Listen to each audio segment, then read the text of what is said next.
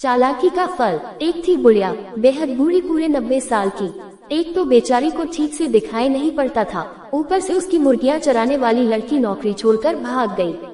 बेचारी बुढ़िया सुबह मुर्गियों को चराने के लिए खोलती तो वे पंख फड़फड़ाती हुई सारी की सारी बुढ़िया के घर की चारदीवारी फांद कर अड़ोस पड़ोस के घरों में भाग जाती और को कुड़कुड़ करती हुई सारे मोहल्ले में हल्ला मचाती हुई घूमती। कभी वे पड़ोसियों की सब्जियां खा जाती तो कभी पड़ोसी काट कर उन्हीं की सब्जी बना डालते। दोनों ही हालतों में नुकसान बेचारी बुढ़िया का होता। जिसकी सब्जी बर्बाद होती वह बुढ़िया को भला बुरा कहता और जिसके घर में मुर्गी पकती उससे बुढ़िया की हमेशा की दुश्मनी हो जाती। हार कर बुढ़िया ने सोचा कि बिना नौकर की मुर्गियां पालना उसकी जैसी कमजोर बुढ़िया की बस की बात नहीं।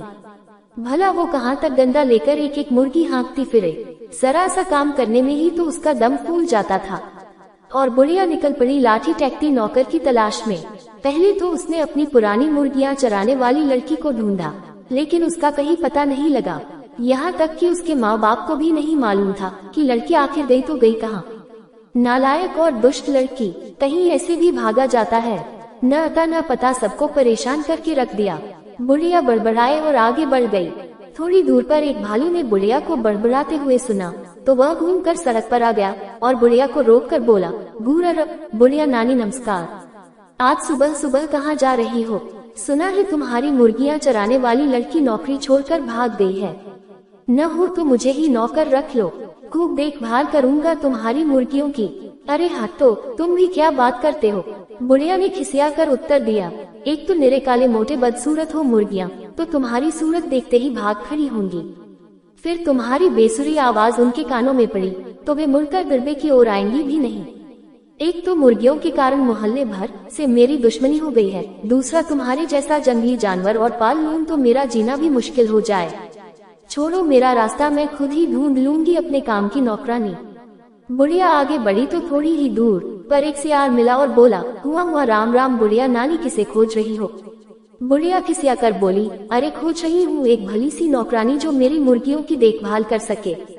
देखो भला मेरी पुरानी नौकरानी इतनी दुष्ट छोरी निकली कि बिना बताए कहीं भाग गई, अब मैं मुर्गियों की देखभाल कैसे करूँ? कोई कायदे की लड़की बताओ जो 100 तक गिनती गिन सके, ताकि मेरी 100 मुर्गियों को गिनकर दरबे में बंद कर सके। यह सुनकर सियार बोला, हुआ बुढ़िया नानी, ये कौन सी बड़ी बात है? चलो अभी मैं तुम्हें एक लड़की से मिलवाता हूँ, मेरे पड़ोस में ही रहती है, रोज जंगल के स्कूल में पढ़ने जाती है, इसलिए 100 तक गिनती उसे जरूर आती होगी। अकल भी उसकी खूब अच्छी है, शेर की मौसी है वो, आओ तुम्हें मिलवा ही दूं उससे। बुढ़िया लड़की की तारीफ सुनकर बड़ी खुश होकर बोली, चुप चुप जियो बेटा, जल्दी बुलाओ उसे, कामकाज समझा दूं, अब मेरा सारा झंझट दूर हो जाएगा। लड़की मुर्गियों की देखभाल करेगी और मैं आराम से बैठकर मक्खन बिलोया करूंगी। सियार भाग कर गया और अपने पड़ोस में रहने वाली चालाक पूसी बिल्ली को साथ लेकर लौटा।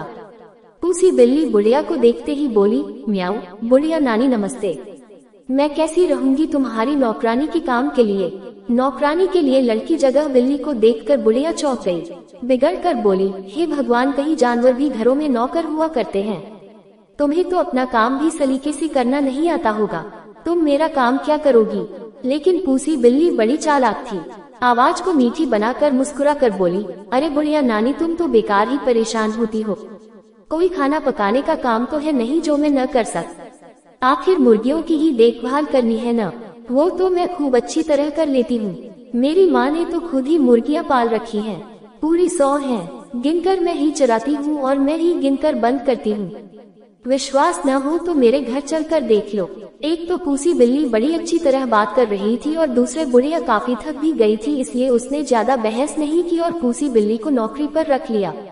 पूसी बिल्ली ने पहले दिन मुर्गियों को दरबे में से निकाला और खूब भाग कर पड़ोस में जाने से रोका।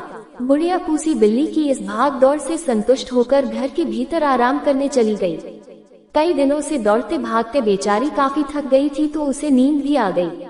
इधर पूसी बिल्ली ने मौका देखकर पहले ही दिन 6 मुर्गियों को मारा और चट कर गई। बुढ़िया जब शाम को जागी तो उसे पूसी की इस हरकत का कुछ भी पता न लगा।